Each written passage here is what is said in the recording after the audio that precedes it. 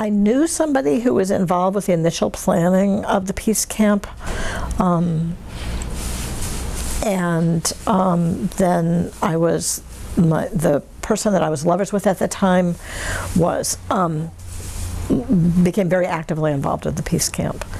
I lived in Ithaca at the time, which is not very far from the peace camp. A lot of women from Ithaca were aware of the peace camp because we lived so close to it.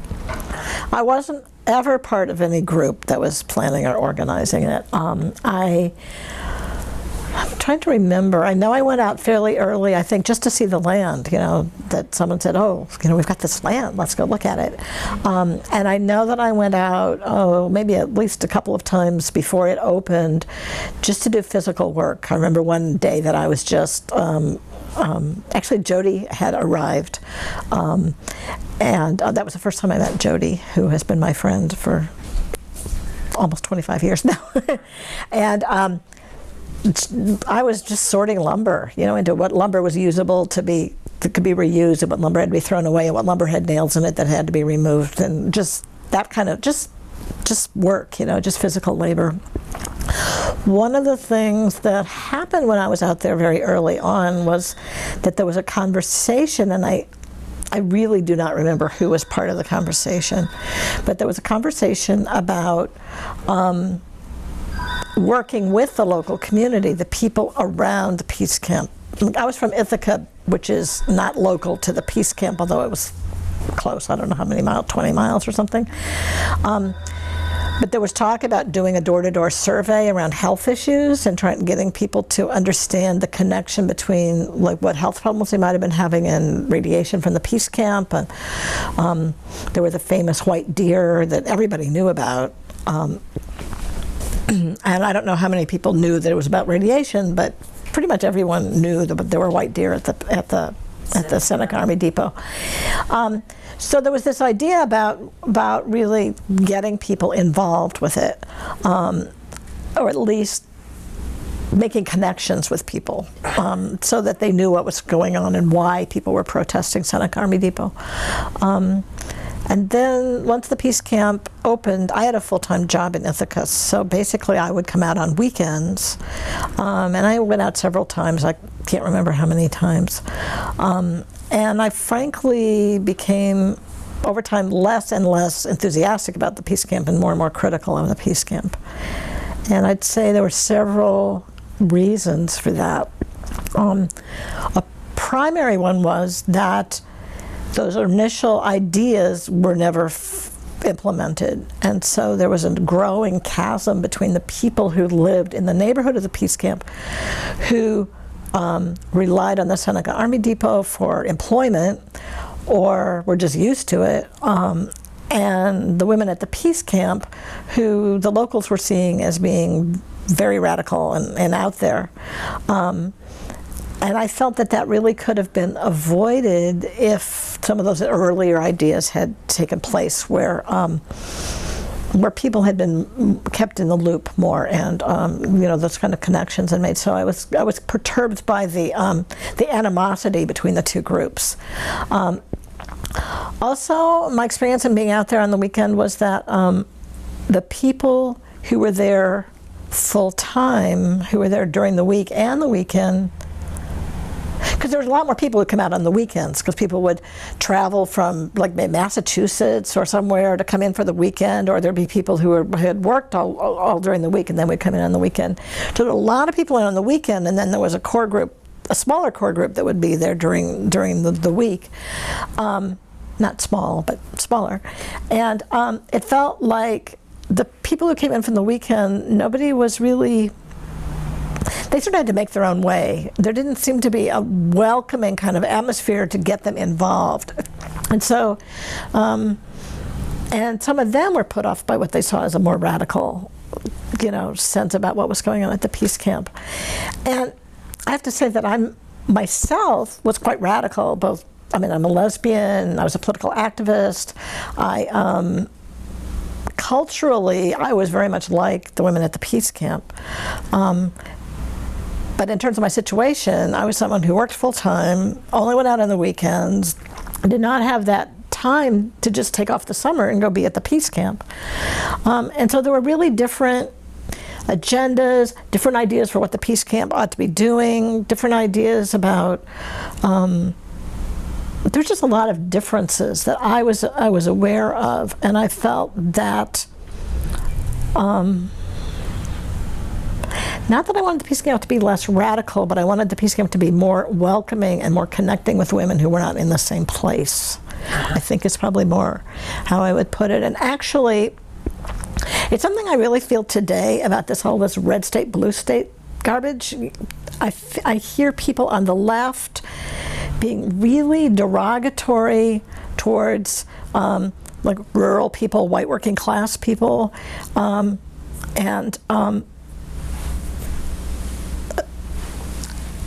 my partner and I are very aware of this. My partner sends letters off to the editor sometimes when there'll be like cartoons that portray people as like hicks or rednecks or whatever. You know, this sense that I think a lot of people could share. Like I think there's a lot of people who are very unhappy about the Iraq War right now. Back then, I think there were people locally who could have shared dismay about the Seneca Army Depot, who were put off by what was going on, and those connections didn't happen. So I just found myself less and less interested in the peace camp. I began to feel sort of invaded, like my neighborhood had been invaded. It wasn't really my neighborhood because I didn't live that close to it, but you know, like there was this invasion of these people that came in, and I wasn't all that happy about it. I did go out to some of the demonstrations. I continued to participate to a certain extent. The other thing is that my partner at the time was extremely involved in the peace camp. She was one of the people that was out there all the time and very, very, very active in it. And we broke up over the peace camp, basically, because I was just feeling less and less into it, and she was feeling more and more into it. And we were in different worlds. We were different worlds in terms of our lives, and we were different worlds about how we felt about what was going on. And I was finding it hard to be happy for the things she was happy about, and she was finding it hard to understand why I wasn't with her emotionally and intellectually with it. So that's pretty much, I guess that's pretty much my experience. It was going there and doing work, participating in demonstrations. I remember one demonstration, I think I ran the machine that blew up the balloons, for example. You know, I just, you know, doing stuff, participating in things, but I've never was part of like an organizing committee. I didn't go to all those meetings, which I've heard a lot about. I was a single parent, and working a job. I just, I couldn't get arrested. Yeah. See, I feel like there's a luxury in that, and it's not that I believe in civil disobedience, but it's just that there are people who have the luxury of spending the summer, doing the civil disobedience, going to jail or risking going to jail, and there are those people who weren't in that place and might be equally opposed to war, nuclear weapons, the Seneca Army Depot, but we're not, we're just not able to do that, and I wasn't able to do that sort of thing. Yeah. I voiced a lot of my concerns to my partner, who was not, who really was in a different place with it all. Yeah. I went to that meeting. There was some big meeting between the peace camp women and the community where people were sort of yelling and shouting at each other. It was held at some restaurant, I think. Again, it was another example of just thinking, gee, things didn't have to get this bad. But I didn't, I have no idea if I was in a minority or not. There weren't very many people there the day that the idea was, it hadn't even opened yet. There were probably 3 or 4 people around, and it may never have been an idea that was taken seriously. It may have been just somebody's idea that came up that day. But I thought it was a good idea. And as things evolved, it seemed more and more like it had been a good idea. On the other hand, we were talking earlier about what we had saved. I have a peace camp file still. I'm a historian, so I collect things. And I have one of the articles that I saved that I remember really clearly was one where the people had accused the women at the peace camp of being witches. And that was inevitable, you know, because there were those of us who called ourselves witches, and I was one of them, you know. And it's you know, it's about pagan spirituality. It's not about evil, but they don't know that, you know. And a lot of the differences were inevitable. They would have happened anyway. I'm not blaming the peace camp for that.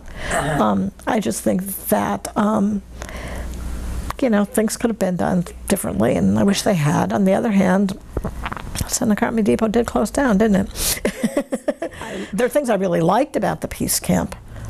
I loved it that whenever the media would say, "Who's your leader?" they would say, "We don't have any leaders. We're all the leaders." You know, I mean, I like that anarchistic political milieu. You know, it was great being on land with all those women. I mean, you know, it's just, there were a lot of really nice, fun things about it. And in terms of breaking up with my partner, we would have broken up anyway.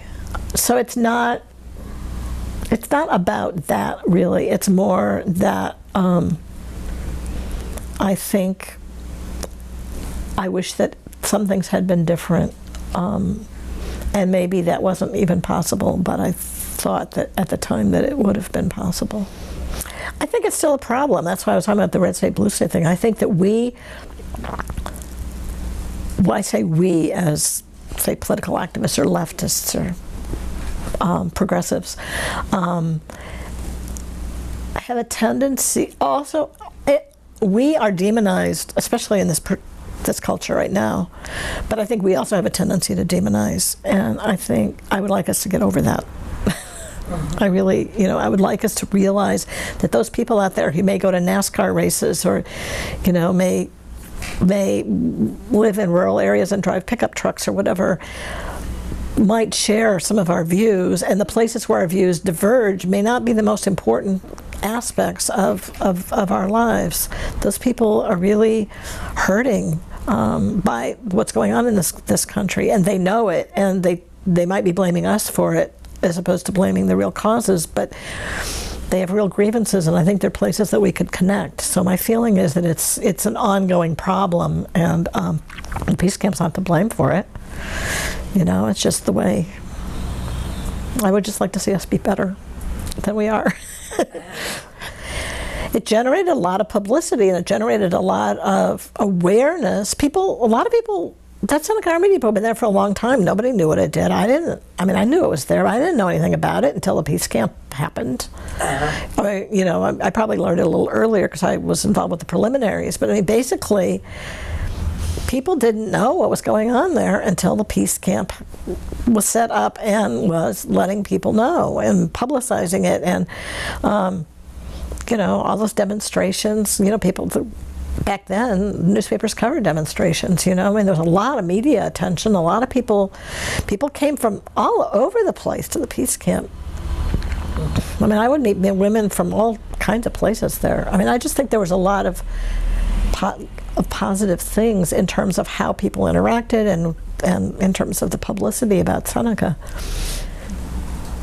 Those people who had the luxury of spending all summer therefore had more power because of the fact that they were there all the time. They knew what was going on. They knew each other. People knew them.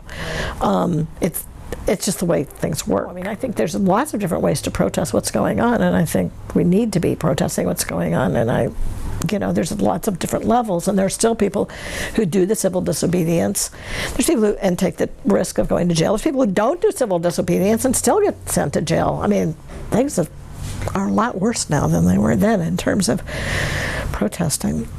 I was in Seattle during the WTO demonstrations, and you know, they set up a no demonstration zone, and people would like walk through it and get arrested, you know, or people would protest where they weren't allowed to protest, you know. But back then, doing that protest, that peace camp, that kept the pressure up, that kept the media pressure up.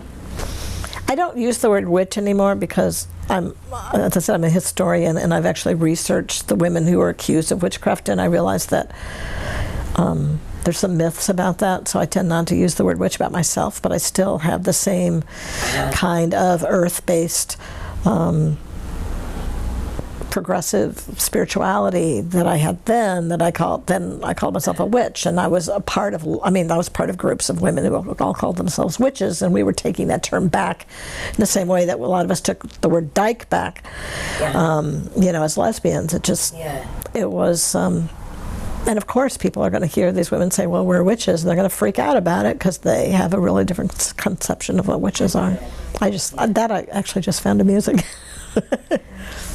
I went back to school a few years ago, more than a few years ago now, but to get a PhD, and I was in a program where I could design the focus of my program, and I designed it around finding and telling the history of ordinary people. How do you find records for people who are not leaving big manuscript collections? How do you get those, make sure those voices are preserved? How do you tell history in ways that are different for ordinary people, or for people of color, or for various groups that are not, or that are marginalized and are not?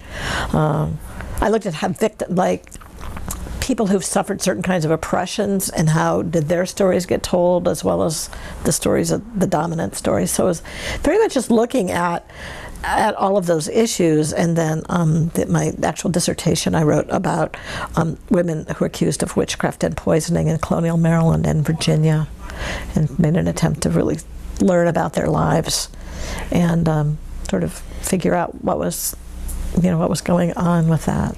And did a lot of research on witches, by the way, on women accused of witchcraft and all over the place. Because Maryland and Virginia were, needless to say, not really a hotbed of witch accusations, but they happened there too, and most people don't know that. Oral history used to be very much focused on, they would do like politicians and leaders, but I think there's been a lot of oral history projects focused on ordinary people, or on specific group, right. The Women's Peace Camp, or women, or people part of a certain organization, or people members of a particular community, and doing those interviews and getting that information out, like online, or putting the transcripts in an archive where that's accessible. Right. Those are really important things. Individuals saving their personal papers and donating them someplace so that other people can find them. Most of us don't think about doing that, and not all of our papers would get accepted by some archive. But there are lesbian archives. There are various archives that do accept and look for the papers of ordinary people. In terms of researching people in the past, so that you're not talking about being able to interview them, one of the things I did was study genealogy, because genealogists are looking for their own ancestors, and they have really good methodology. I should say we, because I'm also a genealogist, but there's great methodology for finding people in the past and for using the records. And I use that information a little bit differently than a lot of genealogists do, but in that genealogists can get very taken up with, I think, call them the begats, who are the fathers and the grandfathers and everything. And I'm much more interested in finding someone and then looking at what was their life like, what happened in their lives, and how did and if I can figure it out, like how did they handle it, and what, like with this, one of these women accused of witchcraft, her stepchildren were killed by some Native Americans, and I'm like, ooh, what was that about, there's stories in people's lives, in the documents, more than you would imagine. So we have to be, I guess if we're interested in that, we have to look for that. And then we have to somehow get that out so that it doesn't get lost, or encourage people to get it out, out for themselves so that it doesn't get lost. Or to change. There's this guy, and I can't remember his name right now. He's a brilliant man. He's an African-American man, and he goes into museums, like mainstream museums, and he reorganizes their exhibits from an African-American point of view. Or he'll put little signs, that identify things, so that will say something different than what they do. And they invite him in, and it becomes a show. He did one here at the Seattle Art Museum. And like one of the things he did was he moved all of the stuff from the Egyptian collection was right there with the Greeks and the Romans. He moved it into the African gallery because the Egyptians were Africans. They weren't white people. They were Africans, you know. And he would put, there'd be like some painting of like a plantation, you know, and he'd put something that caused you to focus not on the plantation house, but on the slaves who were picking cotton in the fields, you know. Just, it was brilliant.